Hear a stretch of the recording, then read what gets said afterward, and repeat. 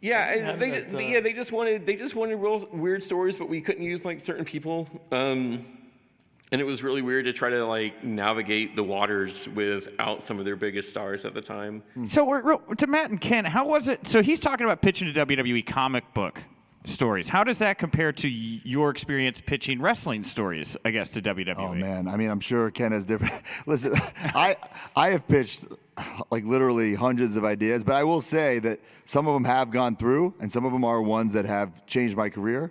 For instance, like the Edgehead story was our idea, where we would be Edge's Edgeheads, the two guys that looked like Edge, and we'd be hidden under the ring, and we'd hide there, and then Undertaker thinks he's beating up Edge, but it's this other Edge, and then Batista thinks he's beating up Edge, but it's the other Edge, and the real Edge comes out and he fucks them both and he wins the belt. Like that was our pitch. Yeah. The problem was like Edge was out with an injury and we didn't know him because we debuted and he was still out, so we had to like ask for his email address and email him and because we needed his approval, and he was super cool. He could have said fucking no because we were nobodies. He didn't need us. He was already like a top guy. But if he didn't take the chance on us, like we probably would have got, because we were doing the Major Brother thing, we probably would have got fired within 6 months because we were doing nothing, sitting catering every day. And then Edge took us under his wing. The next day we were like going on like this 6-month run, beating up Undertaker and then Shawn Michaels and Batista. But that, if Edge didn't say yes, it wouldn't have happened.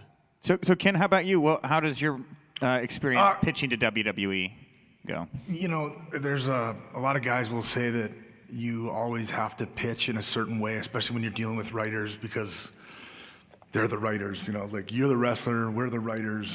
Let us do our job, you do your job. So, you know, people will say like you have to present it in a way that it sounds like it's their idea almost, and you know, and then there's a lot of situations. It's never happened to me, but I've heard of situations where somebody will pitch something and they will say no, and then 2 weeks later somebody else is doing that. Oh, that's happened to me before. That's happened. Wait, so what was stolen from you? I couldn't even give you the exact thing, but I think it's happened with a lot of people. And I learned it a little too late in my career. Fuck these writers. You just got, if you want something done, you got to go to Vince, because a lot of these writers are too afraid to like pitch an idea to Vince. Yeah. So I would just go and talk to Vince, and like, if he would say no, at least I know the answer is no, as opposed to this writer dilly-dallying, being too afraid to ask Vince or something like that. And Vince likes coming back and being like, oh, I talked to him.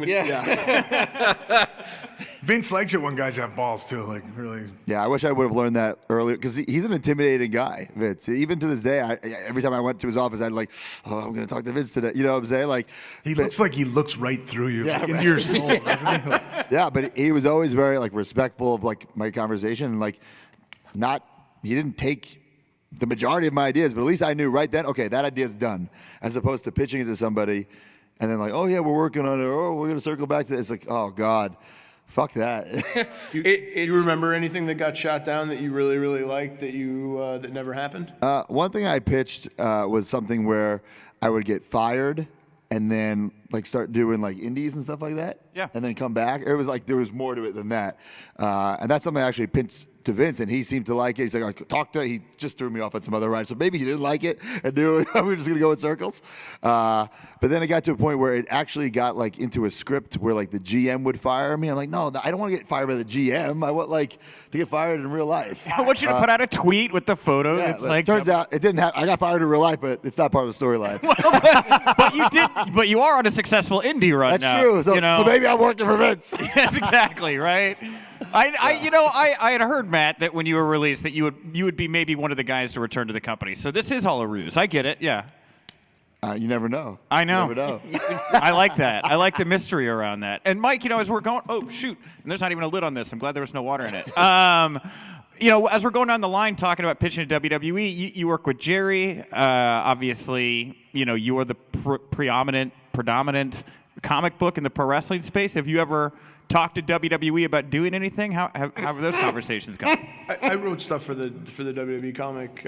I co-wrote a story with AJ Styles about his debut at the Rumble.